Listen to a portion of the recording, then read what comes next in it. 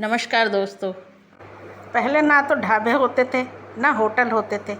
वैसे भी पहले के लोग खाना खाने के लिए किसी होटल वगैरह या ढाबे पे नहीं जाते थे। अगर किसी काम से दूसरे गांव जाना पड़ जाता था तब वे भूखे ही लौटते थे। ये कहानी इसी पर आधारित है। एक महिला जो हर आने जाने वाले को भूखा नहीं लौटने देती थी। उसके गांव से वह भरपेट खाना खाकर ही जाता था। एक गांव में एक परिवार जिसमें माँ, बाप और बेटा 3 लोग रहते थे। परिवार बड़ा ही इज्जतदार और जाना माना था। लड़के की उन्होंने अभी शादी नहीं की थी। वह उसके लिए अपने घर और लड़के के योग्य लड़की तलाश कर रहे थे। इसी बीच किसी अज्ञात बीमारी के चलते हुए लड़के की माँ का देहांत हो गया। बाप और बेटा बहुत दुखी थे, पर कुदरत के हाथों लाचार थे। बाप चाहता था कि जल्दी से लड़के की शादी कर दूं, जिससे घर में एक सदस्य और देखने को मिलेगा। यही सोचकर उसने लड़के की शादी कर दी। घर में बहू आ गई। सास तो घर में थी नहीं। अब ससुर को ही घर के रीति रिवाज समझाने थे। ससुर ने बहू को अपने पास बुलाया और कहा, बेटा तू ही घर की मालकिन है। मुझे तो यही कहना है, जैसे तेरी सास ने घर का हर काम संभाला था, हर जिम्मेदारी संभाली थी, ऐसे तू भी इस घर को संभाल। एक बात और बताता हूँ, तेरी सास के तवे की आवाज़ दूर दूर तक जाती थी। बेटा इस आवाज़ को धीमा मत होने देना। हो सके तो इस आवाज़ को बरकरार रखना और तेज रखना। इतना कहकर ससुर ने उसके सिर पर हाथ रखा और वहाँ से आशीर्वाद देता हुआ चला गया।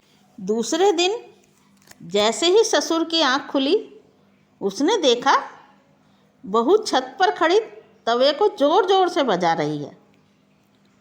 ससुर गया और जाकर पूछा, ये क्या कर रही हो? बहू बोली, भूल गई ससुर जी, आपने ही तो कहा था कि इस तवे की आवाज़ को धीमे मत होने देना। ससुर जी, अगर मैं नीचे खड़ी होकर तवा बजाती तो आवाज़ ज़्यादा दूर तक नहीं जाती, इसलिए मैं छत पर खड़ी होकर तवा बजा रही हूँ, ताकि आवाज़ धीमी ना हो। उसके ससुर ने अपना माथा पीटते हुए कहा, पहले तो नीचे चल। फिर बोला, तूने तो मेरी बात का अर्थ का अनर्थ ही निकाल लिया। तवे इसका मतलब तेरी सास ने कभी किसी को भूखा नहीं जाने दिया।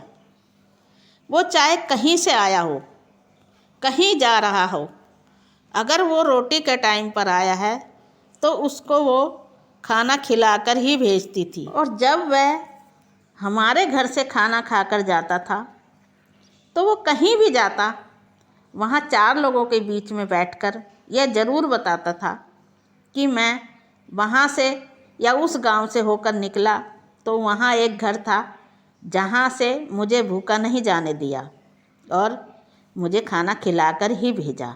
यह सुन के बहू बहुत शर्मिंदा हुई और बोली, मैं भी अपनी सासू माँ की तरह किसी भी इंसान को भूखा नहीं जाने दूंगी, चाहे वह कहीं से आया हो, चाहे वह हमारा रिश्तेदार हो या ना हो, या हमारी जान पहचान का हो या ना हो, मगर वह अगर खाने के टाइम पे आया है तो उसे खाना खिलाकर ही भेजूंगी।